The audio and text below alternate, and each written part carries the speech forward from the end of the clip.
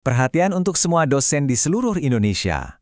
Ada sebuah peraturan baru dari Kementerian Pendidikan Tinggi yang baru saja dirilis. Dan ini bisa dibilang akan mendefinisikan ulang hampir semua hal tentang profesi kita. Yuk, kita bedah sama-sama. Oke, ini dia agenda kita. Kita akan mulai dari gambaran besarnya dulu soal aturan main yang baru. Lalu kita akan lihat seperti apa sih profil dosen yang ideal menurut aturan ini. Setelah itu, nah ini yang penting, kita akan telusuri jalur karir dan promosi yang baru, kita intip juga soal struktur gaji, dan yang terpenting, kita akan simpulkan, apa sih artinya semua ini buat Anda? Baik, kita mulai dari bagian pertama. Jadi, aturan main profesi dosen ini benar-benar berubah dengan hadirnya Permendikristek nomor 52 tahun 2025.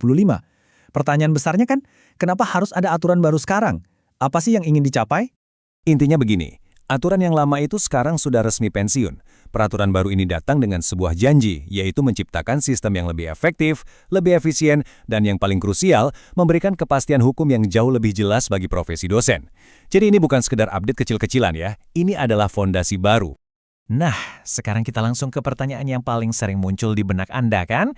Gimana nih nasib karir saya ke depannya? Tanggung jawab saya bakal seperti apa? Dan tentu saja, yang paling ditunggu-tunggu, gimana soal gaji? Yuk, kita cari tahu jawabannya.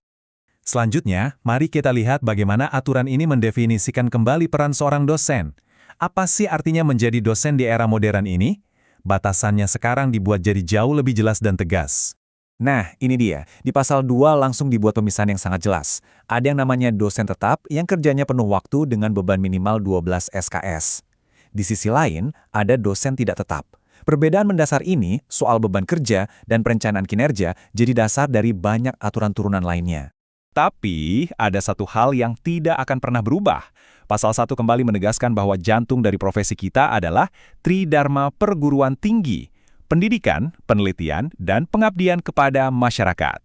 3 hal ini adalah ibaratnya DNA seorang dosen Indonesia. Selain tugas utama tadi, ada juga 4 kompetensi inti yang diharapkan. Pasal 7 merinci semuanya. Kemampuan pedagogik atau cara mengajar, kepribadian yang berintegritas, kemampuan sosial untuk berkolaborasi, dan tentu saja kompetensi profesional, yaitu penguasaan materi di bidang Anda. Oke, sekarang kita masuk ke bagian yang mungkin paling ditunggu-tunggu, yaitu soal jenjang karir. Gimana sih cara kita bisa naik jabatan dengan aturan main yang baru ini? Yuk, kita lihat peta perjalanannya. Nah, pasal 3 ini membuat jenjang karir kita jadi sangat jelas, seperti menaiki 4 anak tangga. Anda mulai dari asisten ahli, lalu naik ke lektor, kemudian lektor kepala, dan puncaknya adalah profesor. Setiap anak tangga ini punya syaratnya sendiri. Kita lihat tangga pertama, dari asisten ahli ke lektor. Coba perhatikan angkanya deh. Pasal 40 bilang, minimal 35% dari total angka kredit Anda harus datang dari penelitian. Plus, Anda wajib punya minimal 1 publikasi ilmiah. Jadi dari awal saja, fokus ke penelitian sudah sangat ditekankan. Polanya berlanjut. Semakin tinggi jabatannya, semakin berat bobot penelitiannya. Untuk naik ke lektor kepala, syaratnya naik jadi minimal 40% angka kredit dari penelitian. Ini jelas sinyal bahwa kontribusi riset jadi makin vital seiring kemajuan karir Anda.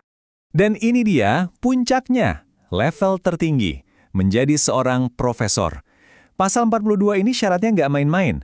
Anda harus punya gelar doktor, pengalaman minimal 10 tahun sebagai dosen tetap, angka kredit penelitian minimal 45%, dan harus punya setidaknya 2 publikasi ilmiah.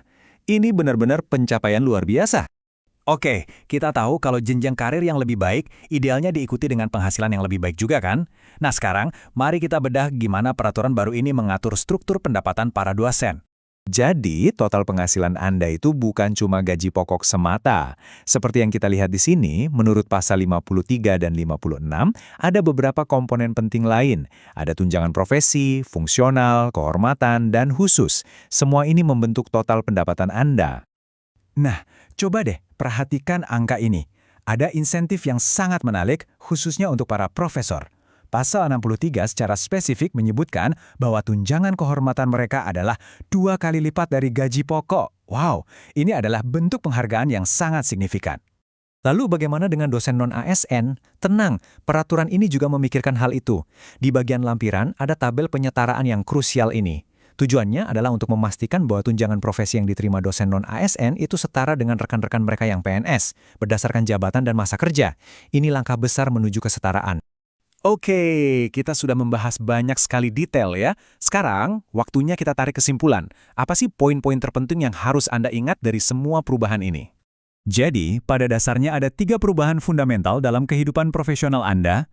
Pertama, jalur karir Anda sekarang jauh lebih jelas dan sangat menekankan pada hasil penelitian.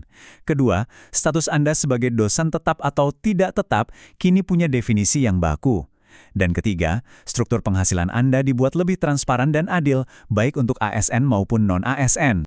Sebagai penutup, mari kita mundur sejenak dan lihat gambaran besarnya. Peraturan ini bukan sekedar kumpulan pasal dan birokrasi loh. Ini adalah sebuah cerminan dari ambisi besar untuk masa depan pendidikan tinggi di Indonesia. Pertanyaan yang tersisa adalah, apakah standar yang lebih tinggi ini akan berhasil mendorong kita semua ke level dunia? Tentu hanya waktu yang bisa menjawabnya.